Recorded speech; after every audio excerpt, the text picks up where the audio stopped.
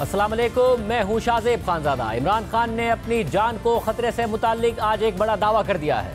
इमरान खान ने इल्ज़ाम लगाया है कि उन्हें कत्ल करने का एक प्लान सी बनाया गया है और इसके लिए आसिफ जरदारी ने एक दहशतगर्द तंजीम को पैसे दिए हैं। एजेंसियां भी इसमें साथ मुलव्विस हैं। इमरान खान ने आज वीडियो लिंक पर खिताब करते हुए कहा कि जब प्लान ए का मुझे पता चला कि मुझे कत्ल करने की साजिश तैयार हुई है तो मैंने वीडियो बनाकर बाहर भिजवा दी। इसकी वजह से वो पीछे हट गए। प्लान बी में इन्होंने तौहीन मजहब का इल्ज़ाम लगाकर मुझ पर हमला कराया और अब प्लान सी बनाया गया है जिसमें आसिफ जरदारी शामिल है। मुझे पता चला कि मुझे कत्ल करने की साजिश हुई है। मैंने वीडियो बना के बाहर भेज दी। 4 लोग थे बंद कमरों जिन्होंने फैसला किया मुझे कत्ल करने का और मैंने बता दिया। उसकी वजह से वो पीछे हट गए। अगला उन्होंने प्लान बी बनाया, दीनी इंतहा पसंद के नाम पे मुझे कत्ल किया जाए। तकरीबन कामयाब हो गए थे। वो अल्लाह का करम है, बचाने वाला, जिंदगी देने वाला। अब ये तीसरा प्लान सी बना है। आसिफ जरदारी इसके पीछे है। करप्शन का पैसा इसके पास बेतहाशा है। ये पैसा इसने लगाया है एक दहशतगर्द तंजीम को। सहूलतकार इसमें ताकतवर एजेंसी के लोग हैं जो ये मिलके 3 तरफ ये फैसला हुआ है और इन्होंने अगली वारदात करनी है। मैं आज अपनी कौम को बता रहा हूं, मुझे कुछ हुआ तो सारी कौम को पता होना चाहिए कि कौन लोग थे जिन्होंने ये करवाया। गुज़िश्ता दिनों इमरान खान को गिरफ्तार करने की अफवाहें भी गर्दिश कर रही थी। इमरान खान बार बार दावा कर रहे हैं कि हुकूमत का प्लान है कि मुझे गिरफ्तार किया जाए। हुकूमत इसकी तरदीद कर रही है। आज वज़ीर दाखिला रसनउल्लाह ने मगर कहा है कि इमरान खान को गिरफ्तार करने का इरादा नहीं है, लेकिन उनके बयानात से लगता है कि गिरफ्तार हो जाना चाहिए। सदर साहब ने कहा कि अगर इमरान को गिरफ्तार किया गया तो पूरे मुल्क में आग लग सकती है। वैसे तो मैं इस वक्त इमरान खान की गिरफ्तारी के हक में नहीं हूँ, लेकिन ये जो इस किस्म की गुफ्तगू करते फिर रहे हैं ना, जिस तरह से ये 25 मई को कर रहे थे कि जी हम ये कर देंगे वो कर देंगे, तो उसके ऊपर मेरा ज़हन बनता है कि इसको एक दफ़ा गिरफ्तार करना चाहिए ताकि ये जो तूफान लाना चाहते हैं ना, एक दफ़ा फिर ये देख ही लें कि ये क्या करते हैं। ये कुछ नहीं कर सकेंगे इंशाअल्लाह ताला। दूसरी तरफ तहरीक इंसाफ इल्ज़ाम लगा रही है कि हुकूमत पंजाब और खैबर पख्तूनख्वा के इंतखाबात मुलतवी कराना चाहती है और ऐसा करने वालों के खिलाफ आर्टिकल 6 के तहत कार्रवाई हो सकती है। आज इमरान खान ने यह भी कहा है कि हुकूमत इलेक्शन से भाग रही है। अगर इलेक्शन 90 दिन से आगे गए तो यह सीधा सीधा आर्टिकल 6 है। इलेक्शन नहीं हो रहा है, आइन बड़ा क्लियर है कि 90 दिन में इलेक्शन होने हैं, इसमें कोई गुंजाइश नहीं। और जो नहीं करवाता आर्टिकल 6 ये सीधा सीधा है। तो इस स्टेज के ऊपर ये गवर्नमेंट पूरी तरह कोशिश कर रही है कि इलेक्शन ना हो। डरे हुए इलेक्शन से, अवाम से डरे हुए हैं। मैं आज आपको कह रहा हूं जैसे ही मुश्किल वक्त आ गया बाहर भाग जाएंगे मुल्क से। मैं अपनी अदलिया से कहना चाहता हूं कि हम आपकी तरफ देख रहे हैं। मुल्क के आइन को भी प्रोटेक्ट करें, हमारे फंडामेंटल राइट्स को प्रोटेक्ट करें। ज्यादा से ज्यादा 2 हफ्ते इंशाल्लाह मैं खड़ा हो जाऊंगा और मैं इंशाल्लाह फिर निकलूंगा। पंजाब असेंबली के 90 दिन 14 अप्रैल और खैबर पख्तूनख्वा असेंबली के 90 दिन 18 अप्रैल को पूरे हो रहे हैं। 2 दिन पहले इलेक्शन कमीशन की जानिब से गवर्नर पंजाब मोहम्मद बलीगुर रहमान को भेजे गए मरासले में कहा गया था कि वो 9 से 13 अप्रैल के दरमियान पोलिंग की तारीख मुकर्रर करें। उसी दिन गवर्नर खैबर पख्तूनख्वा को भिजवाए गए मरासले में कहा गया है कि 15 से 17 अप्रैल के दरमियान पोलिंग की तारीख मुकर्रर करें। लेकिन गुज़िश्ता रोज़ ये खबर आ गई कि हुकूमत दोनों सूबों के इंतखाबात मुलतवी कराने पर गौर कर रही है और इंतखाबात नई डिजिटल मरदमशुमारी के तहत कराने का सोच रही है। ज़राए के मुताबिक वज़ीर आज़म की आसिफ जरदारी और दीगर इत्तेहादियों से मुलाकात में इस हिकमत अमली पर गौर किया गया। आइन के तहत असेंबली तहलील होने की सूरत में इलेक्शन कमीशन 90 दिन में इंतखाबात कराने का पाबंद है। आर्टिकल 105 के तहत इंतखाबात की तारीख का ऐलान करना गवर्नर का आईनी इख्तियार है। लेकिन गुज़िश्ता रोज़ ही वज़ीर आज़म के मामले खुसूसी मलिक अहमद खान ने कहा है कि आइन में लिखा है कि 90 दिन में इंतखाबात होने चाहिए, लेकिन 90 दिन में इंतखाबात नहीं होते तो क्या होना है ये आइन में नहीं लिखा हुआ, जिसकी वजह से क़यास आराइयाँ मज़ीद बढ़ रही हैं कि हुकूमत इंतखाबात को मुलतवी कराने का सोच रही है। इलेक्शंस का कि 90 दिन के अंदर आइन में लिखा है कि 90 दिन के अंदर इंतखाबात होने चाहिए, लेकिन अगर 90 दिन में इंतखाबात नहीं होते तो फिर आइन में नहीं लिखा कि क्या होगा। मुल्क के अंदर क्या सारा साल इलेक्शन हो, तमाशा लगा रहेगा इलेक्शंस का। ये बातें क़यास राइयों को हवा दे रही हैं। पंजाब में इंतखाबात की तारीख मुकर्रर करने के लिए तहरीक इंसाफ ने लाहौर हाई कोर्ट में दरख्वास्त भी दायर कर दी है। असद उमर की जानिब से दायर की गई दरख्वास्त में गवर्नर पंजाब को प्रिंसिपल सेक्रेटरी के जरिए फरीक बनाया गया है और गवर्नर को सूबाई असेंबली के इंतखाबात के लिए तारीख का ऐलान करने की हिदायत देने की इस्तदा की गई है। दरख्वास्त में कहा गया है कि गवर्नर इंतखाबात की तारीख देने का पाबंद है, लेकिन गवर्नर पंजाब ने अभी तक अपनी आईनी जिम्मेदारी अदा नहीं की और तारीख मुकर्रर नहीं की। गवर्नर पंजाब का इलेक्शन की तारीख का ऐलान ना करना आईनी स्कीम को सबूताज करने के मुतरादिफ है। इंतखाबात की तारीख देने में ताखीर से इलेक्शन कमीशन को इंतखाबी इंतजामात में दुश्वारी होगी। गवर्नर पंजाब इलेक्शन की तारीख का ऐलान नहीं कर रहे हैं, जो आइन की खिलाफ वर्जी है। गुज़िश्ता रोज़ लाहौर में सीनियर सहाफ़ियों से बात करते हुए सदर मुमलिकत डॉक्टर आरिफ अलवी ने कहा कि गवर्नर पंजाब से सूबे में इलेक्शन की तारीख का ऐलान न करने के हवाले से बात हुई है। गवर्नर का कहना है कि वो असेंबली तोड़ने की समरी पर दस्तखत करते तो तारीख भी ज़रूर देते। जबकि गवर्नर खैबर पख्तूनख्वा हाजी गुलाम अली ने भी आज कह दिया है कि इंतखाबात से पहले अमन व अमान की सूरत हाल को काबू करना होगा। को 90 दिन के अंदर इंतखाबात का इनेकाद नज़र आ रहा है। 300-400 बहुत बड़े मशारान का जलगा आया था। उन्होंने कहा कि ये हमारी डिमांड है कि इलेक्शन अगर आप 2-3 महीने पहले कराते हो 2-3 महीने बाद कराओ, लेकिन हमारी मर्दमशुमारी करो कि हमारे सीटें बढ़ जाए।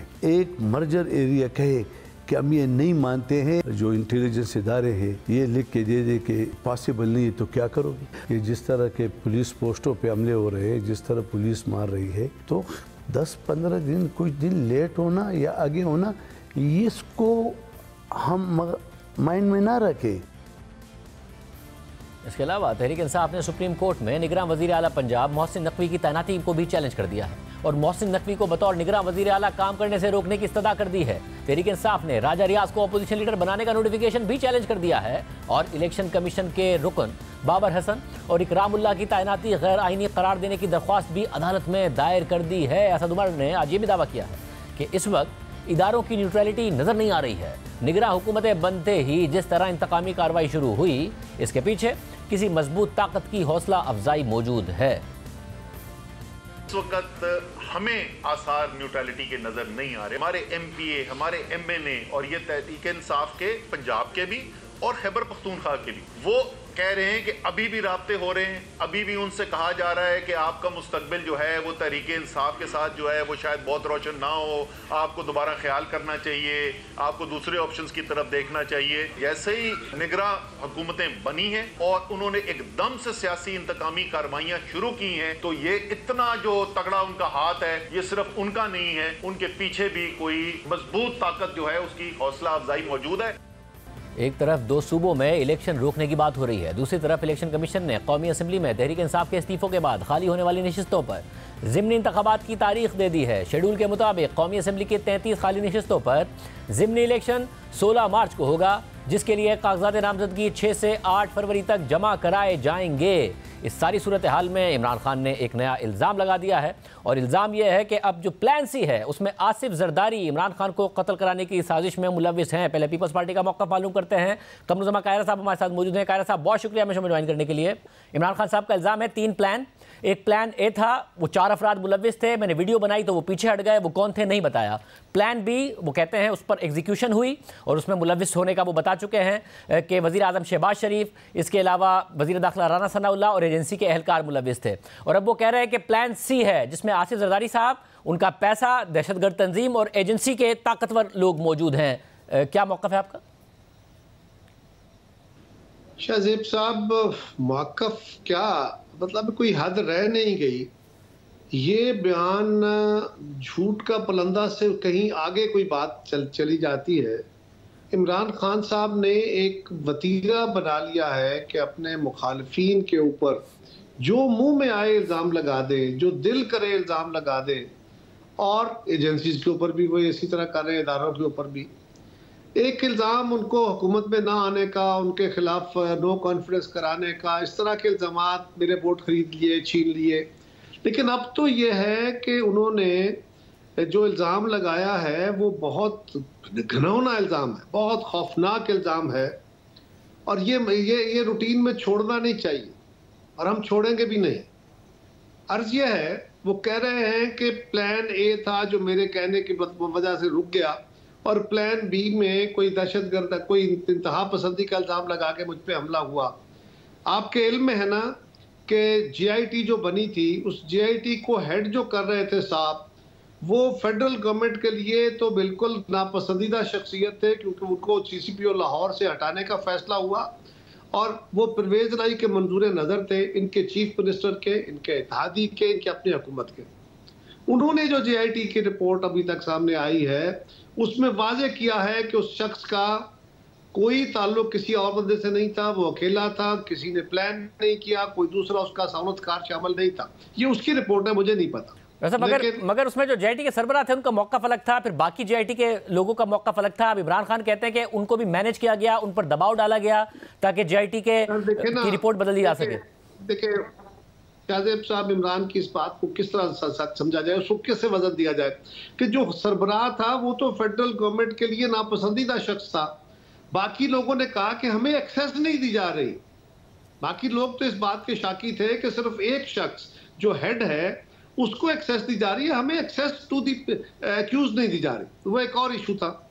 अब जरा इस पे आ जाइए। अब खान साहब ने जो इल्ज़ाम लगाया है ये बड़े जरा गौर तलब बात है।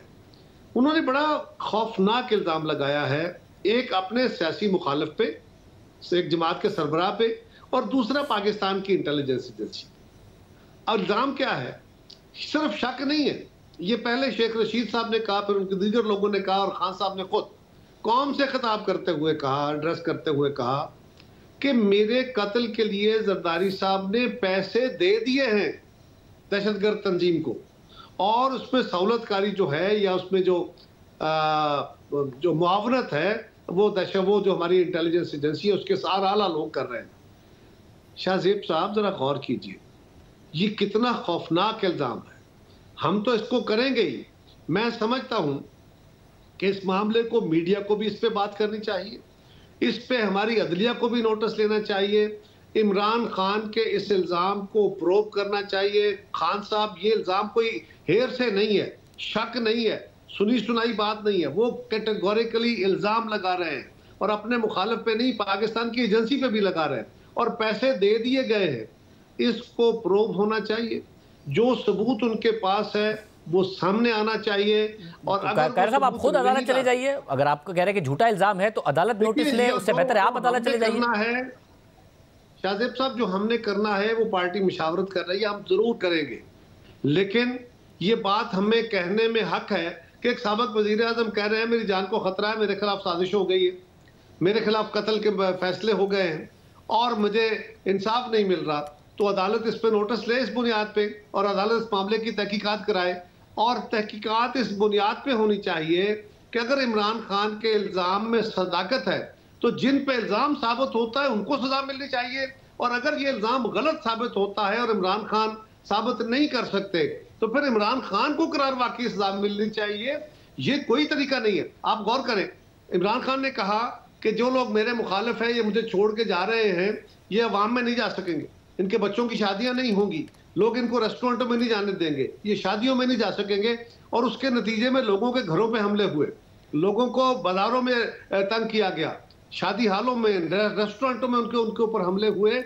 ये मामला इतना खौफनाक है कि इमरान खान का कोई फॉलोअर आज हमारी क़यादत के ऊपर हमला कर सकता है, हमारी सेकंड टियर पे हमला कर सकता है। किस किस्म की वायलेंस को वो बढ़ाना चाहते हैं, और ये प्लान्ड है। ये एक हद तक तो उनका हथियार हमेशा रहा ना कि अपने मुखालफों को, इदारों को इतना डीफ्रेम करो, इतना दबाओ और इतना उनको डिफेंसिव करो कि वो काम आपके खिलाफ ना कर सके। अब जरा गौर करें, जो जो लोग बुरे थे, भले कितने खराब थे, इनके साथ गए तो बहुत अच्छे हो गए। वो चीफ इलेक्शन कमिश्नर जिसको जो खुद लगाया तो कहा बहुत अच्छे हैं, जब उन्होंने एक फैसला इनके खिलाफ दिया जिसमें इनकी गली खुल गई, इनकी शफाफ इलेक्शन की, डस्के के इलेक्शन का, तो फिर वो बहुत बुरे हो गए। और आज सवाल सिर्फ ये है कि खान साहब क्या इल्जाम लगा रहे हैं। कल जिस फौज के बारे में वो कहते थे हम एक पेज पे हैं, और वो बाजवा साहब के बारे में बड़ी अच्छी बातें करते थे, आज उन्हीं इदारों को, उन्हीं एजेंसीज को वो मुर्दे इल्जाम ठहरा रहे हैं। और अब खाली ये नहीं है कि जी मेरा इलेक्शन खराब हुआ है, मेरा ये पाकिस्तान का सबसे बड़ा जुर्म है कि लोगों की किसी की जान लेने का इरादा, और इरादा सिर्फ नहीं है, ये जुर्म एक हद तक उनके ख्याल में या उनकी इत्तला के मुताबिक एक हद तक पार्शली इम्प्लीमेंट हो गया है, इस पे अमल दरामद हो गया है। लिहाजा ये तो बड़ी खतरनाक। तो यानी कायरा साहब आप कह रहे हैं कि अदालत नोटिस ले, इस मामले की पूरी तहकीकात करे, अगर जो इमरान खान साहब का इल्ज़ाम है वो दुरुस्त है तो उनको सजा दी जाए, चाहे बेशक आपकी क़यादत पे इल्ज़ाम सही साबित हो, वरना फिर इमरान खान साहब से पूछा जाए, अदालत उन्हें इस झूठे इल्ज़ाम की सजा दे। आप ये कह रहे हैं? बिल्कुल मैं कह रहा हूं। और साहब एक और इल्ज़ाम वो लगा रहे हैं, और वो ये है कि इलेक्शन डिले कराना चाहते हैं। जैसे मामले खुसूसी हैं मलिक अहमद खान साहब वज़ीर आज़म के, उन्होंने कहा कि आइन में लिखा है कि 90 दिन में इंतखाबात होने चाहिए, लेकिन 90 दिन में इंतखाबात नहीं होते तो क्या होना चाहिए, या इनमें नहीं लिखा है। अब जरदारी साहब के शहबाज शरीफ साहब पर बात हो रही है, स्टेटमेंट्स इस किस्म के आ रहे हैं। इमरान खान इल्ज़ाम लगा रहे हैं कि मोहसिन नकवी साहब तो बच्चे हैं, जो कि जरदारी साहब का क्लिप भी मौजूद है। तो इस सारे सिनेरियो में मिल बैठ कर ये साजिश हो रही है कि इलेक्शन ना हो। जो दोस्त उनसे फ्रीक्वेंटली मिलते रहे हैं उनसे पूछिएगा, जरदारी साहब का एक मिजाज है, वो अपने दोस्तों को, अपने साथियों को, मीडिया वालों को, हमें सियासी कारकुनों को वो अपना बच्चा कहते हैं, क्या हाल है बेटा। वो रूटीन में भी कहेंगे वो फलाना मेरा बच्चा है, फलाना मेरा भाई है, ये उनका मिजाज है। वो हर औरत को, वो पार्टी की हर औरत को अपनी बहन और अपनी बेटी कहते हैं। सो ये उनके एक मिजाज का हिस्सा है। जहां तक ताल्लुक नकवी साहब का है, बिल्कुल उनका जरदारी साहब से ताल्लुक है, पीपल्स पार्टी का और बहुत सारे लोगों से ताल्लुक है, लेकिन उनकी चौधरी शुजात और चौधरी परवेज लाई साहब से रिश्तेदारी है। चौधरी परवेज लाई साहब ने खुद कहा कि जनाब वो तो मेरे करीब तरीन रिश्तेदार हैं, वो कैसे सीएम बन सकते हैं। उनकी दोस्ती तो मुस्लिम लीग से भी है, उनकी दोस्तियां तो इमरान खान के 2 लोगों से भी हैं। लिहाजा एक सहाफी की जिस तरह सबसे दोस्तियां हो सकती हैं, उसका कतन कोई ताल्लुक उनके कंडक्ट से ये नहीं है कि वो पीपल्स पार्टी का मतलब यानी पीपल्स पार्टी इस बात की हामी नहीं है कि इंतखाबात पंजाब के या खैबर पख्तूनख्वा के मुलतवी हो। आप कह रहे हैं कि टाइम पर ही होने चाहिए अगर अप्रैल की तारीख है? सर इलेक्शन वक्त पे होंगे, होने चाहिए, जो आइन का तकाजा है। जो मलिक अहमद खान साहब ने कहा है उसकी वजाहत वही कर सकते हैं, लेकिन ये बात बहरहाल अपनी जगह मौजूद है शाहजेब साहब कि आइन के तहत जो इलेक्शन की तारीखें हैं वो आगे पीछे नहीं हो सकती, बिल्कुल नहीं हो सकती। भले इसमें बड़ा इस वक्त बड़ा एक हमारे लिए सीरियस सवाल भी है, लेकिन वो सवाल एक तरफ रखते हुए इलेक्शन की तरफ जाना चाहिए कि पाकिस्तान की इस वक्त मुआशी सेहत अच्छी नहीं है। हम बड़े मुश्किल हालात का सामना कर रहे हैं, एक रुपया बचा रहे हैं, अवाम के ऊपर बोझ पास ऑन हो रहा है, तो बड़ी तकलीफ है। और इस वक्त में हम इमरान खान साहब की एक ख्वाहिश के मुताबिक एक एक्सरसाइज करने लगे हैं कि कौमी असम्बली की बाई इलेक्शन होंगे, वो को 8-10 अरब रुपया खर्च होगा। फिर सूबाई असम्बलियों के 2 इलेक्शन होंगे, उन पे को 12-14-15 अरब रुपया खर्च होगा। फिर 2 असम्बलियों के और पूरे मुल्क के अंदर कौमी असम्बली का इंतखाब होगा, उस पर 30-40 अरब खर्च होगा। तो इतनी बड़ी रकम जो है, इसका जो इस्तेमाल है, ये बहरहाल सोचना होगा। लेकिन आइन से इनहराफ का कोई रास्ता नहीं है। आइन जो कहता है उसके लिए हर वक्त जरूरी नहीं है कि उसके ऊपर कदगने लगे। अगर कोई इशू है, हुकूमत को है, किसी और को है, कोई वजह है, तो उसका हतमी फैसला अदालतें कर सकती हैं और कोई फोरम नहीं है। बहुत शुक्रिया। कायरा साहब हमारे साथ मौजूद थे। मलिक अहमद खान साहब ने फिर ये बयान क्यों दिया है, नून लीग क्या प्लान कर रही है, मलिक अहमद खान साहब भी हमारे साथ मौजूद होंगे एक ब्रेक के बाद। इलेक्शंस का कि 90 दिन के अंदर आइन में लिखा है कि 90 दिन के अंदर इंतखाबात होने चाहिए, लेकिन अगर 90 दिन में इंतखाबात नहीं होते तो फिर आइन में नहीं लिखा कि क्या होगा। मुल्क के अंदर क्या सारा साल इलेक्शन हो, तमाशा लगा रहेगा इलेक्शंस का। मलिक अहमद साहब ये कह रहे हैं, ब्रेक से पहले कमरुज़्ज़मा कायरा साहब हमारे साथ मौजूद थे, वो कह रहे थे मलिक अहमद खान साहब की बात का जवाब वो दे सकते हैं। पीपल्स पार्टी समझती है कि आइन के मुताबिक वक्त पर इंतखाबात होने चाहिए, और इमरान खान साहब कह रहे हैं कि अगर आइन के मुताबिक नहीं हुए तो फिर आर्टिकल 6 लगेगा। खुद मलिक अहमद खान साहब हमारे साथ मौजूद है। खान साहब बहुत शुक्रिया हमें ज्वाइन करने के लिए। भाई साहब, लगता है कि आप लोगों ने प्लान कर लिया है कि इंतखाबात नहीं कराने हैं, अब आप लोग रास्ते ढूंढ रहे हैं, मगर खान साहब आपको बता रहे हैं कि रास्ता ये होगा कि आर्टिकल 6 लगेगा। जी दुरुस्त है। फिर वो आर्टिकल 6 की बड़ा अच्छा हुआ शाहजेब साहब, मैं आपका शुक्रिया अदा करता हूं कि ये बहस खुली। तो फिर आर्टिकल 6 कैसे लगेगा? मेरी बात तो एक सवाल के जवाब में थी, और सवाल ये था कि आइन में कुछ शिकें ऐसी होती हैं जो कि कॉन्सिक्वेंशियल होती हैं, जैसे चीफ मिनिस्टर की ये एडवाइस करने की जो इख्तियार है कि असेंबली को तोड़ने के लिए वो कहें, और गवर्नर अगर 48 घंटे में उस पर नोटिफाई नहीं करते तो it stands dissolved automatically. Constitution उसका कॉन्सिक्वेंस ये सजेस्ट करता है कि 48 घंटे में वो टूट जाएगी। तो मैंने कहा कि ये एक डायरेक्टरी नेचर का है, और इससे पहले 90 रोज़ में इंतखाबात ना होने की बात पर बहस छिड़ी, जिसमें मोहतरमा बेनज़ीर शहीद अगर देखा जाए तो उस वक्त इलेक्शन सिर्फ उनके हल्के का रुकना चाहिए था, लेकिन वो इलेक्शन 35 दिन आगे गए, यानी 90 दिन की कैद के नतीजे में कोई उसके बाद ऐसी आइन ने कोई प्रोविजन नहीं दी। मैंने तो एक बड़ी आइनी और कॉन्स्टिट्यूशनल रीजंस पे बात की। मगर सब बात इसमें उसी वक्त करेंगे ना जब कोई इरादा होगा, वरना आप कहेंगे ऐसी कोई बात ही नहीं है। 90 दिन के अंदर अंदर इंतखाब होगा। गवर्नर साहब भी नहीं टाइम दे रहे हैं, इलेक्शन कमीशन उन्हें लिख रहा है, ना पंजाब के ना खैबर पख्तूनख्वा के। खैबर पख्तूनख्वा के गवर्नर तो कह रहे हैं कि हालात की वजह से आगे पीछे की वो बात कर रहे हैं, तो आप लोग कुछ ना कुछ तो सोच रहे हैं, कोई खिचड़ी तो पक रही है। नहीं सर, ऐसा नहीं। ये एग्जैक्टली जैसे आपने सवाल किया, इसी तरह के एक सवाल के जवाब में मैंने कहा कि मैं तजवीज़ नहीं कर सकता कि अगर 90 दिन के अंदर इंतखाब नहीं होते तो फिर क्या होगा। मैं उस पर कुछ कह नहीं सकता, क्योंकि आइन कुछ नहीं कहता, बल्कि आइन तो गालिबन आर्टिकल 252 सब आर्टिकल 4 में ये भी कहता है कि अगर एक वक्त पे बात ना हो, इलेक्शंस ना हो सकें, तो अगर वो लेटर ऑन स्टेज पे होते हैं, फॉर एग्जांपल अगर इलेक्शंस की बात है, तो सिर्फ इस वजह से कि वो इस वक्त पर नहीं हो सके इनवैलिडेट नहीं होंगे। तो मैंने तो एक बड़ी आईनी सवाल का जवाब दिया। सियासी बात यह है कि हम इलेक्शंस जब भी हो उसके लिए तैयार हैं, और अपने इलेक्शंस की मैं तो आज भी अपनी पार्टी की सारी उस एक्टिविटी में रहा हूँ जो इलेक्शंस की तैयारी की एक्टिविटी है।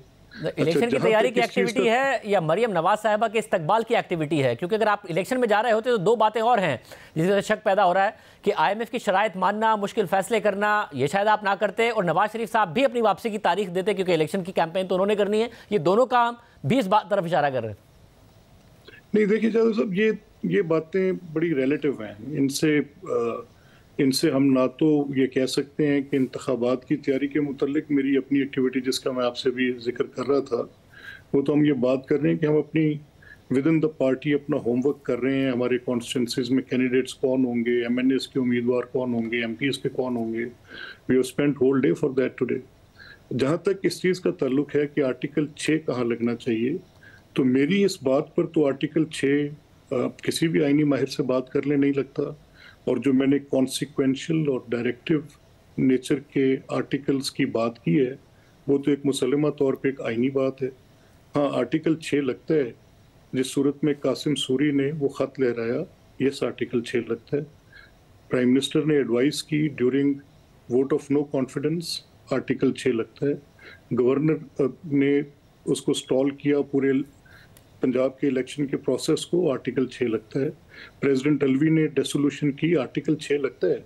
और मेरा अपनी पार्टी में और गवर्नमेंट से ये बड़ा शदीद एतराज़ है कि आर्टिकल 6 लगना चाहिए था। यस, ये सबवर्जन ऑफ कॉन्स्टिट्यूशन है जो कि हमने मार्च से लेके अप्रैल तक बारहा होते देखी। जहाँ तक मेरी बात है, मैं किसी भी कोर्ट ऑफ लॉ में जाके अपने इस लीगल कॉन्स्टिट्यूशनल आर्गूमेंट को सब्सटेंशिएट कर सकते हैं। तो फिर मलिक साहब क्या वजह है कि गवर्नर पंजाब तारीख नहीं दे रहे? इलेक्शन कमीशन ने भी लिख दिया, ये भी बता दिया 90 दिन कब पूरे हो रहे हैं, वो तारीख नहीं दे रहे, खैबर पख्तूनख्वा के भी नहीं दे रहे हैं। क्या वजह है? तारीख दें, वो अदालत से रुजू कर लिया है तहरीक इंसाफ ने इस वजह से। नहीं देखिए, मेरी इतला के मुताबिक गवर्नर पंजाब को एक इलेक्शन कमीशन ने एक ख़त लिखा है जिसका जवाब वो लाजमी तौर पे इलेक्शन कमीशन को लिख के भेजेंगे, और जो आईनी तौर पे उसमें उनको लिखना चाहिए वो लिखेंगे। सवाल ये है कि ये एग्जैक्टली वही बात आ गई जिसका मैं आपसे पहले जिक्र कर रहा था कि अगर चीफ मिनिस्टर ने एडवाइस की और 48 घंटे में गवर्नर ने उस एडवाइस पर एक्ट करते हुए असेंबली डिसॉल्व न की, तो इन कॉन्सिक्वेंस असेंबली खुद टूट जाएगी। गवर्नर के नोटिफिकेशन और डेट देने की ज़रूरत नहीं है। तो डेट तो आइन ने दी हुई है 90 दिन की, तो फिर 90 दिन की कदगन तो आ गई, उसके मुताबिक होगा। लेकिन अगर कोई ऐसे सिचुएशन पैदा हो जाती है जो कि माजी में होती रही, ना सिर्फ के मोहतरमा बेनज़ीर शहीद के दौर में, इवन जब मोहम्मद खान जुनेद जो मरहूम प्राइम मिनिस्टर थे उस वक्त भी इंतखाबात में तख़ीर हुई और इसी आइन के ताबे उसकी तख़ीर को जस्टिफाई किया गया 1976 के जो इलेक्टोरल एक्ट थे उनके तहत। तो मैं ये फौजी अदवार की मिसालें दे रहे हैं आप, डेमोक्रेटिक अदवार की मिसालें नहीं दे रहे हैं आप। नहीं देखिए, बहर कैफ 1973 के आइन की अमलदारी की मैं मिसाल दे रहा हूँ सर। अदवार तो फौजी बदकिस्मती से कम अज़ कम हमारी आधी तारीख में फौजी अदवार हैं, तो उसको तो हम डिनाई नहीं कर सकते। लेकिन 1973 के कॉन्स्टिट्यूशन की अमलदारी की मिसाल। मतलब आपकी बातों से ऐसा लग रहा है जैसे आप ये कह रहे हैं कि हम इलेक्शन लड़ने के लिए तैयार हैं मगर कोशिश पूरी करेंगे कि इलेक्शन ना हो। नहीं, मैं ऐसा नहीं कह रहा। मैं ये कह रहा हूँ कि इलेक्शन इंशाल्लाह हम जीतेंगे भी, और इलेक्शन में हम इनसे हज़ार दर्जे बेहतर भी हैं। हमारी ग्राउंड पर इनसे रूट्स ज़्यादा हैं, हम लड़ेंगे भी, कंटेस्ट भी करेंगे। बट एक शख्स अगर होस्टेज करेगा पूरी बात को, तो उस पर मेरी ऑब्जेक्शन ज़रूर है। उस पर मेरी ऑब्जेक्शन ये है, बल्कि मैं तो शाहजेब साहब याद तक कहता हूँ कि ये जो आइन में इख्तियार एक लीडर ऑफ द हाउस के पास है, वो एक्सट्रीनियस एलिमेंट के प्रेशर में हो या किसी ऐसे फैक्टर के नतीजे में वो इख्तियार इस्तेमाल करें और असेंबली की डिसोल्यूशन करें, तो ये फ्रेमर्स ऑफ द कॉन्स्टिट्यूशन की मंशा ऐसे नहीं थी। मगर मलिक साहब, उन्होंने आज एक और इल्ज़ाम लगा दिया है। 3 प्लान बताए हैं। एक प्लान ए था जिसमें उन्हें कत्ल कराने की साजिश तैयार हुई थी। 4 लोग थे। वो कहते हैं मैंने वीडियो बनाई तो वो पीछे हट गए, नाम नहीं बताया। एक प्लान बी था जिसकी वो कहते हैं एग्जीक्यूशन हुई, मुझ पर हमला कराया गया। इन्वॉल्व थे राना सनाउल्लाह साहब, वज़ीर आज़म शहबाज शरीफ साहब और एजेंसी के एहलकार। अब एक प्लान सी है जिसमें आसिफ जरदारी साहब हैं, पैसे दिए जा चुके हैं एक दहशतगर्द तंजीम को, और एजेंसी के आला सतह के एहलकार इसमें शामिल हैं। तो उनकी जान के खतरे के हवाले से आज उन्होंने ये नया इंकिशाफ किया है। नहीं देखिए, इन्हें हेलुसिनेशंस होती हैं, ये इनकी मेंटल स्टेट एक मुसलसल किसी इस वजह से कि ये किसी चीज़ के बहुत ज़ेरे असर रहे हैं। आप इनका मुआयना कराएं, आपको पता लग जाएगा जो मैं कह रहा हूँ वो गलत नहीं कह रहा। मतलब एक हमला हो चुका है ऐसा कोई नहीं। देखिए, वो हमला एक नॉन पोजीशन, एक एडमिटेड पोजीशन आई उस पर, एक शख्स ऐसा पकड़ा गया। और देखिए ना कैसी ज्यादती की बात है कि इस तरह से पता है जैसे सुबह दिन में रोशनी होती है, रात को अंधेरा होता है। एक असैसिनेशन अटेम्प्ट करने वाला आदमी था जिसने फायरिंग की, वो फायरिंग करता मौके से पकड़ा गया, और जो उसके पास खड़ा शख्स था उसको फायर ऊपर से लगा और डिफरेंट बोर का लगा। उस पिस्टल का फायर ही नहीं है जिस पर दूसरा आदमी नीचे गिरा, और वो फायर करने वाला वीडियो में देखा जा सकता है कि उनके कंटेनर पे खड़ा है। तो अगर मिटिगेट करनी है बातें तो वो उनकी मर्जी है, करते रहें। बड़ी वाज़े तौर पे उसकी पोजीशन सामने आई। उसने अपनी स्टेटमेंट में, गवर्नमेंट इनकी थी पंजाब में, ये जिस तरह का चाहते उसे एक्सट्रैक्ट कर सकते थे एविडेंस, और उसकी पूरी उन्होंने इन्वेस्टिगेशन की भी। कोई ऐसी बात नहीं है जो उन्होंने नहीं की, लेकिन उससे ये सियासी मकासद हासिल करना चाहते हैं। जिस तरह के ये पहले भी माजी में भी एक मॉडल टाउन के वाक़े की पूरी पॉलिटिकल साइड रखी गई, और वो लोग जो उसमें शहीद हुए, जिनके साथ वो अंदोनाक वाक़या पेश आया, वो लोग आज तक आप मुझे बताएं where is that total system. तो फिर मलिक साहब आगे जाके फिर दूसरा खदशा वो गिरफ्तारी का जाहिर करते हैं कि आप लोग गिरफ्तारी के लिए की तैयारी कर रहे हैं, और मजीद उनके रहनुमा भी गिरफ्तार होंगे। लेवल प्लेइंग फील्ड के तहत आप लोग इलेक्शन लड़ने के लिए तैयार नहीं है, या तो लेवल प्लेइंग फील्ड के तहत इलेक्शन नहीं होंगे या फिर इलेक्शन नहीं होंगे। अच्छा नहीं, देखिए बिल्कुल ऐसा नहीं है। ये एक बड़ी सिंपल प्रोपोजिशन है, और वो ये है कि हमें, आप मुझे ये बताएं, मैं आपसे अब कुछ सीधे सवाल मैं आपकी इजाज़त से करता हूँ। आप मुझे बताएं कि लेट्स से आप ये बाई इलेक्शंस जो इन्होंने रिज़ाइन किए हैं, ये आ जाते हैं समवेयर इन मार्च, कुछ आ जाते हैं समवेयर इन अप्रैल जो लेटर ऑन रिज़ाइंस एक्सेप्ट हुए हैं। उसके बाद प्रोविंशियल असेंबलीज के इलेक्शंस आ जाते हैं somewhere in May, and then in another 2 months time आपके पास फिर इलेक्शंस आ जाते हैं, the remaining 2 provinces and then the national assembly. तो we are talking of at least, सीधी बात हम कर रहे हैं, तकरीबन 7 से 8 माह के इलेक्टोरल प्रोसेस की।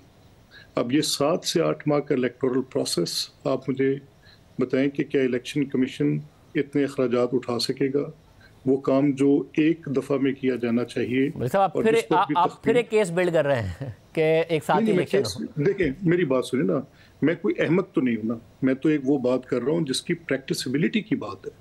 वो ये कह रहे हैं और मैं उसकी बात के साथ फ्लो में चलता चला जाऊँ, इस पर एक हमें एक किसी इस्तीफे तो आपने कबूल किए ना कौमी असेंबली में, ठीक है, असेंबली उन्होंने तहरीर कर दी, इस्तीफे वो पहले दिए थे, अब वो वापस आने के लिए बेताब हैं, आप लोगों ने इस्तीफे कबूल कर लिए। मैं कैसे वो इस्तीफे कबूल कर सकता हूँ अगर ये देते ना? तो जी इन्होंने इस्तीफे दिए सर, तो हमने तब कबूल किए, नंबर 1। एक लंबे अरसे तक नहीं किए, जब दिल चाह कर लिए, जब वो वापस आने का कह रहे थे। देखिए तब तक हम इन्हें कहते रहे कि आप पार्लियामेंट को पार्लियामेंट समझें, पार्लियामेंट को आप मजाक ना समझें।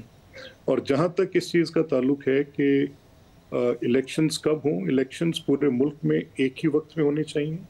पॉलिटिकल पार्टीज़ को किसी एक एग्रीमेंट पे आना चाहिए और ये बात तय करनी चाहिए कि किस वक्त इलेक्शंस होंगे।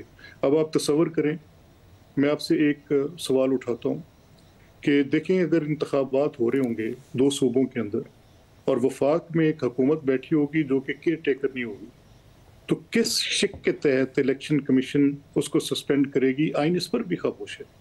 तो आप अदालत जाएंगे? फिर भी आप अदालत जाएंगे यानी कि ये रास्ता निकालने के लिए? इलेक्टोरल प्रोसेस में अदालत का क्या लेना देना? फिर उसके बाद तो अगर 90 दिन की लिमिट नहीं पूरी होगी तो आखिर में तो अदालत ही फैसला करेगी, अगर आप खुद तो नहीं फैसला कर सकते। ऐसे करनी, मैं इसीलिए कह रहा हूँ ना कि पॉलिटिकल पार्टीज किसी एक फ्रेमवर्क पे एग्री करें, ये मोटी बात होनी चाहिए। इस पर सबको अपनी पोजीशन से इसमें प्री कंसीव्ड थॉट्स के साथ ना बैठें। इस मुल्क के बेहतरीन मुफाद में एक बेहतरीन हिकमत अमली तैयार करनी चाहिए और पॉलिटिकल पार्टीज का ये फ़र्ज़ है।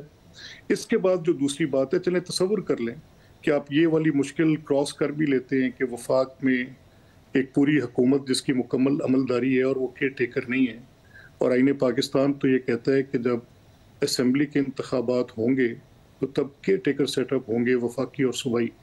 तो इस एक मसले को तो आप गुजार लेते हैं, लेकिन फिर जब वफाकी असम्बली के इलेक्शंस हो रहे होंगे तो 2 सूबों में जो भी जीतेगा उसकी हुकूमतें होंगी। यानी एक मुकम्मल तौर पे एक मुश्किल सूरत हाल है जो कि उन्होंने क्रिएट की है, और जिसका इतना आसान मामला है नहीं जिस तरह ये कह रहे हैं कि ये जी आप फौरी इंतखाबात करा दें। तो चीज़ों को फर्दर सिस्टम को कोलैप्स करने वाली बातें कर रहे हैं। इनके नतीजे में कैसे बेहतरी आ सकती है। बहुत शुक्रिया, गुफ्तगू आपने सुनी। दूसरी तरफ मईशत के हवाले से सवालात बरकरार हैं। रुपया आज भी गिरा है, 7 रुपये मजीद गिर गया है। बात करेंगे ब्रेक के बाद।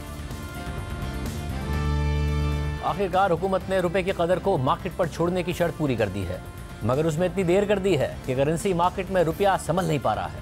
कल 30 साल की बदतरीन गिरावट के बाद रुपया आज भी डॉलर के मुकाबले में 7.25 रुपये गिरकर 262 रुपये 60 पैसे का हो गया। ओपन मार्केट में डॉलर का रेट 265 रुपये से भी ऊपर चला गया, मगर इस रेट पर भी आज मार्केट में डॉलर दस्तयाब नहीं था और ब्लैक मार्केट में 275 का मिल रहा था। डॉलर की गिरने की वजह से बाकी अशिया तो महंगी होंगी, मगर सोना ब्लैक मार्केट में डॉलर का रेट मुसलसल बढ़ने और इंटरनेशनल मार्केट में सोने की कीमतें बढ़ने की वजह से मुसलसल बढ़ रहा है। और आज मुल्क की तारीख में पहली दफ़ा फ़ी तोला सोने की कीमत 2 लाख रुपए से ऊपर चली गई है और आज फ़ी तोला सोना 7,000 रुपये इजाफे के साथ 2,02,500 रुपये का हो गया है। एक लंबा अर्सा डॉलर की कदर मसनूई तौर पर नीचे रखने की वजह से तरसीलात ज़र और बरामदात मुसलसल गिर रही थी। अब देखना होगा कि वापस ऑफिशियल चैनल से तरसीलात ज़र और बरामदात में फौरी इजाफा होगा या इसमें वक्त लगेगा। IMF का वफ़द 31 जनवरी से 9 फरवरी तक पाकिस्तान आ रहा है। ज़र मुबादला के ज़खायर गुज़िश्ता हफ्ते 3.7 अरब डॉलर्स पर आ गए हैं और IMF प्रोग्राम इंतहाई ज़रूरी है, क्योंकि वज़ीर ख़जाना इसहाक डार और वज़ीर आज़म शहबाज शरीफ की पॉलिसियों और देर से फैसलों की वजह से एक तरफ तरसीलात ज़र और बरामदात गिरी तो दूसरी तरफ मुत्तहिदा अरब अमारात और चीन के कमर्शियल बैंक्स ने अपने कर्जे रोल ओवर करने से इनकार कर दिया और पाकिस्तान को कर्जा वापस करना पड़ गया और ज़र मुबादला के ज़खायर मुसलसल गिरते चले गए। IMF प्रोग्राम की बहाली के बाद उम्मीद है कि सऊदी अरब, मुत्तहिदा अरब अमारात और कतर से सरमायाकारी और इजाफी डिपॉजिट्स की राह हमवार होगी। चीनी बैंक से भी इजाफी डिपॉजिट्स मिल जाएंगे और आज वज़ीर ख़जाना इसहाक डार ने कहा है कि पाकिस्तान की तरक्की और खुशहाली अल्लाह के ज़िम्मे। अल्लाह इंशाअल्लाह हिम्मत देगा। इनकी लीडरशिप में पूरी टीम दिन रात काम कर रही है। इस क्वागमायर से निकलेंगे, पाकिस्तान इंशाल्लाह तरक्की करे। मेरा ईमान है पाकिस्तान दुनिया में रहने के लिए अल्लाह ताला ने कायम किया है। ये एक वाहिद मुल्क है जो कलमा शरीफ के नाम पे बना था। इवन सऊदी अरेबिया कलमा शरीफ के नाम पे नहीं बना। तो अगर अल्लाह ताला ने इसको क्रिएट किया तो इसकी हिफाजत, इसकी तरक्की, इसकी खुशहाली भी अल्लाह ताला के ज़िम्मे है। हम लोगों की एज ए नेशन वो नीयत और हार्ड वर्क दरकार है। देखिए, कुछ दिन पहले तक IMF के हवाले से क्या दावे कर रहे थे। किसी को आई टू आई बात करनी पड़ेगी IMF के साथ। Who are they to tell us कि हमारा रुपया किधर होना चाहिए। IMF को मैंने हैंडल करना है, मिफ्ता साहब ने अब हैंडल नहीं करना। मैं पुराना डील करने वाला हूँ, मुझे 25 साल हो गए हैं इसी IMF से डील करते हुए। मैंने जो काम किया है मैं उसको ओन किया। मैंने प्राइम मिनिस्टर को भी बताया फोन करके, मैं कहा जी IMF जाने और मैं जानूं। मेरे पास दूसरे सोल्यूशन हैं और हम डील करते हैं। आई डोंट केयर अगर नहीं आते तो मैंने को मिनटें नहीं करनी उनकी। हमारा 9th review totally in order है। I mean, you can't dictate। अगर नहीं आते तो will manage, no problem. But doctor साहब, it's fine if you don't care, but this economy cares. और इसमें प्रॉब्लम यह है कि जो सऊदी अरब के भी पैसे हमारे पास हैं वो इस कंडीशन के साथ है कि हम IMF के प्रोग्राम के हम IMF के प्रोग्राम में रहेंगे। इस कंडीशन के साथ है। दो मल्टीलैटरल इंस्टीट्यूशंस हैं, वो भी आपको पैसे उसी वक्त देंगे, बड़े इंस्टीट्यूशन, जब आप IMF के प्रोग्राम में होंगे। तो IMF के 1 अरब डॉलर का मसला नहीं है, फिर पैसे कैसे अरेंज होंगे, इन रिजर्व्स के साथ कैसे चलेंगे आगे। शाहजेब साहब, मैं एग्री करता हूँ मुल्क की खातिर, इसीलिए मैं उनसे भी डील कर रहा हूँ। और देखिए, रुपए की कदर के हवाले से क्या दावे कर रहे थे।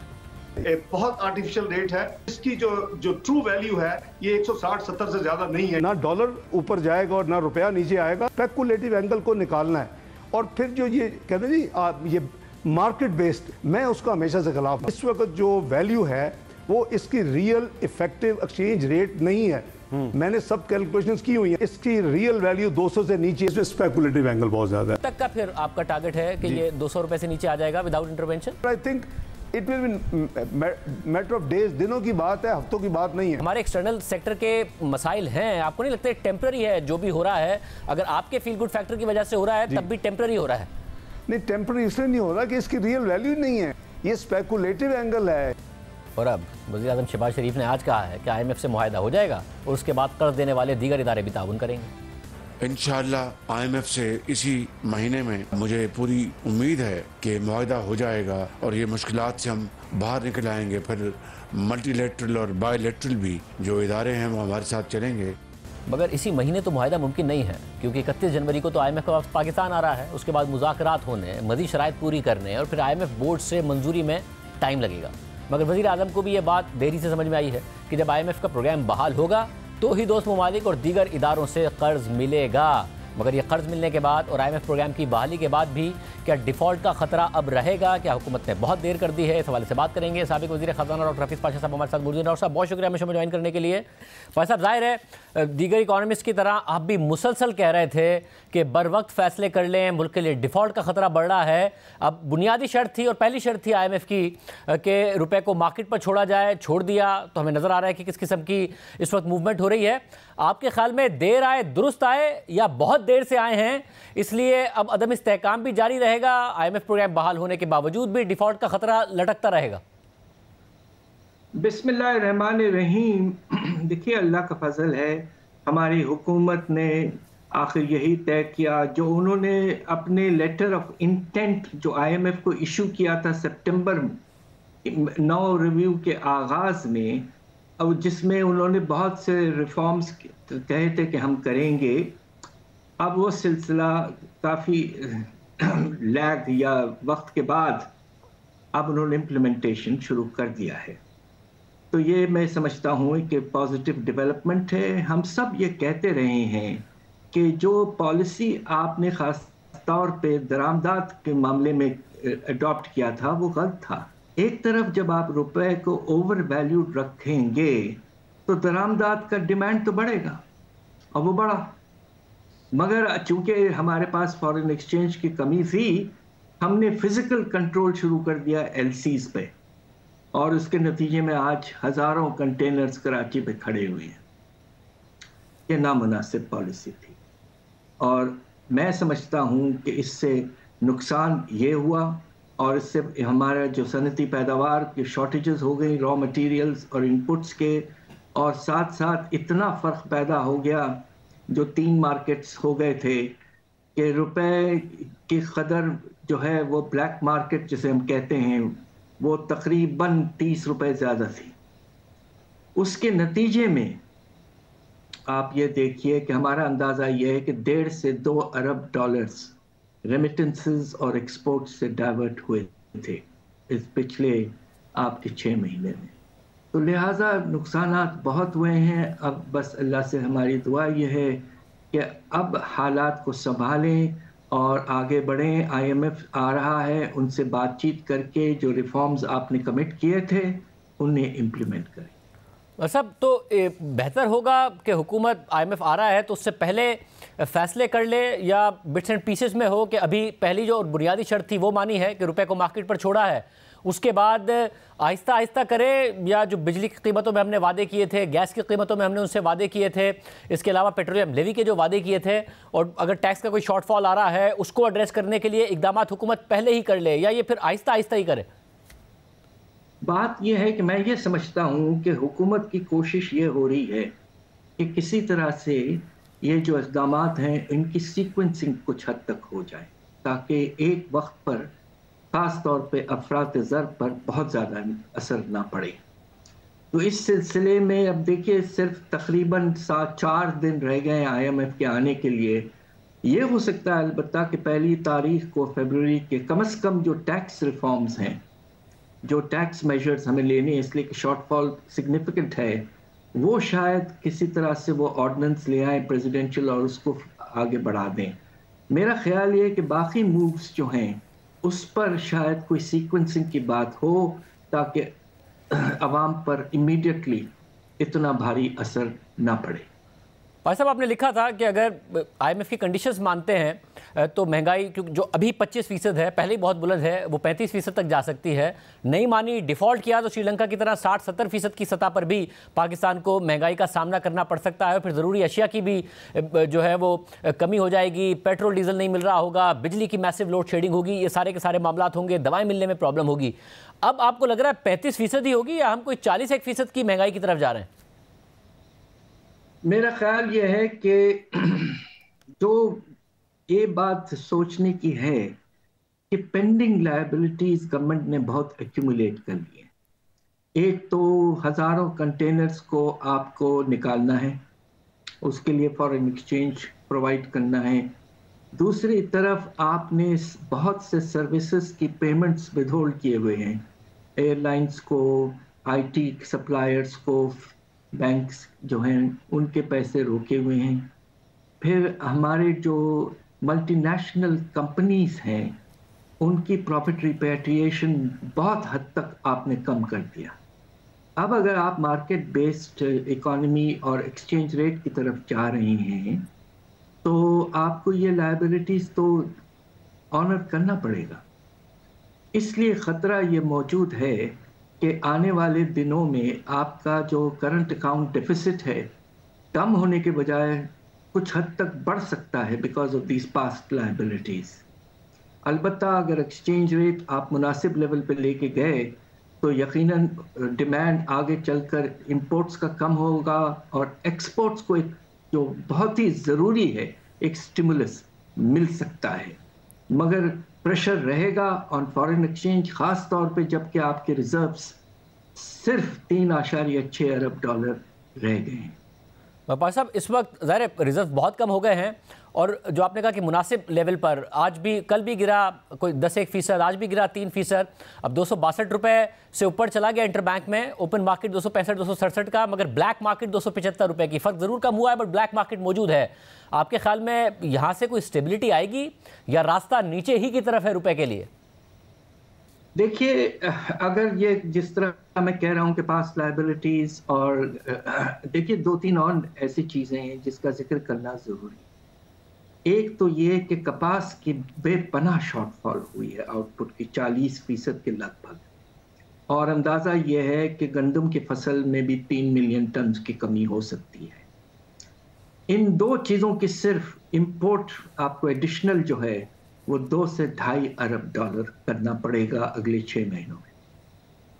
दूसरी तरफ तो मैंने आपको बता दिया लायबिलिटीज़ वगैरह, तो इस वक्त ख़तरा मौजूद है कि आपका तिजारती खसारा कुछ हद तक बढ़ जाएगा। अलबत्ता एक फ़ायदा ये होगा होपफुली कि जो डाइवर्जन हो रहा था रेमिटेंसेस का और एक्सपोर्ट्स का, वो कुछ हद तक कम हो जाए अगर फ़र्क कम हो जाए ब्लैक मार्केट में और फ्लोटिंग इंटरबैंक रेट में।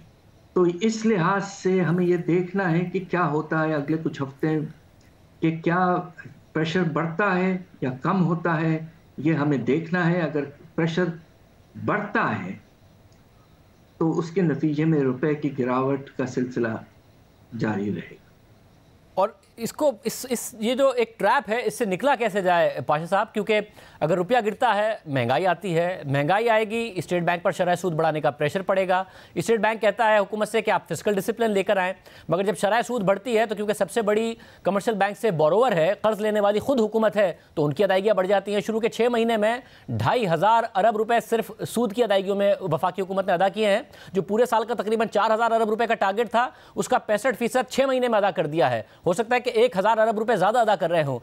तो इस साइकिल से कैसे निकले पाकिस्तान?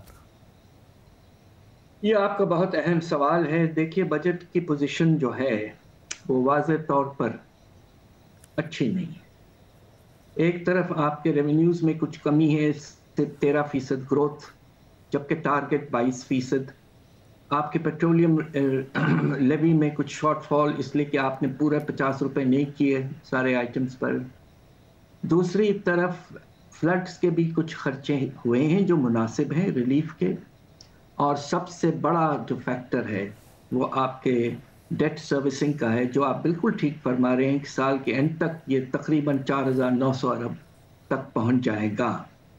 और एक और बात ये भी है कि सब्सिडीज़ में जो 50% कम चाहते थे आप, वो इसलिए भी नहीं हो पाई कि आपने निर्खों में इजाफा नहीं किया बिजली और गैस की। और आखिरी बात जो है बजट के सिलसिले में कि प्रोविंसेस जो हैं बेशुमार खर्चा ख़ास तौर पर पंजाब की हुकूमत ने किया है, और उसके नतीजे में जो प्रोविंशियल कैश सरप्लस इस साल 750 अरब का होना चाहिए था, मुश्किल से 250-300 अरब होगा। हमारा अंदाज़ा ये है कि जो बजट का टारगेट है 4.9% GDP का, वो मैं अब कहते हुए भी मुझे अफसोस हो रहा है कि ख़तरा ये है कि ये 6-6.5% के रेंज में चला जाए और इसके नतीजे में IMF आपसे बहुत कुछ और ख़तरा है कि मांगे। साहब यानी कि ज़ाहिर मुश्किल फ़ैसले हैं, मुश्किलात मईशत के लिए हैं और वो आम आदमी पर भी उसका बहुत ज़्यादा बोझ पड़ेगा, पाकिस्तान के अवाम पर बहुत ज़्यादा बोझ पड़ेगा, मगर आपको ये लग रहा है कि डिफ़ॉल्ट का ख़तरा कम से कम नहीं होगा, IMF बहाल हो जाएगा, दोस्त ममालिक से पैसे मिल जाएंगे, जो कमर्शियल बैंक्स रोल ओवर नहीं कर रहे थे, चीन या मुत्तहिदा अरब अमारात के 10% से ऊपर की शरह सूद मांग रहे थे, वो शायद हमें वापस मिल जाएंगे, तो डिफ़ॉल्ट का ख़तरा कम से कम टल जाएगा। देखिए, कुछ कम तो होगा मगर टल नहीं जाएगा। उसकी वजह यह है कि आपको आने वाले 6 महीने जनवरी से लेकर जून तक आपको बाहर से कितने नेट इनफ्लो की पैसों की ज़रूरत है रोल ओवर के बावजूद, वो है कि आपका तिजारती खसारा, मेरा अंदाज़ा यह है कि अब बढ़ेगा और 5 से 6 अरब डॉलर तक पहुंचेगा और आपको जो कर्ज़ों की वापसी है वो कम से कम 7 या 8 अरब डॉलर। तो नतीजा ये है कि ये 13-14 अरब डॉलर की आपको अगले 6 महीने में ज़रूरत है। कमिटमेंट्स कुछ हैं मगर वो इतने ज़्यादा नहीं हैं और रिज़र्व्स बहुत कम हैं, तो प्रेशर रहेगा और कोशिश ये होनी चाहिए कि किसी तरह से हम आहिस्ता आहिस्ता IMF के साथ उनके सपोर्ट से आहिस्ता आहिस्ता डेट रीस्ट्रक्चरिंग की तरफ आगे बढ़ने की कोशिश करें। बहुत शुक्रिया। और हफीज़ पाशा साहब हमारे साथ मौजूद थे। ख़तरा टलेगा, ख़त्म नहीं होगा, डेट रीस्ट्रक्चरिंग की तरफ जाने की कोशिश करनी चाहिए। IMF के ताउन के साथ IMF के प्रोग्राम में रहना बहुत अहम फैसला है। आज प्रोग्राम में इतना ही। अल्लाह।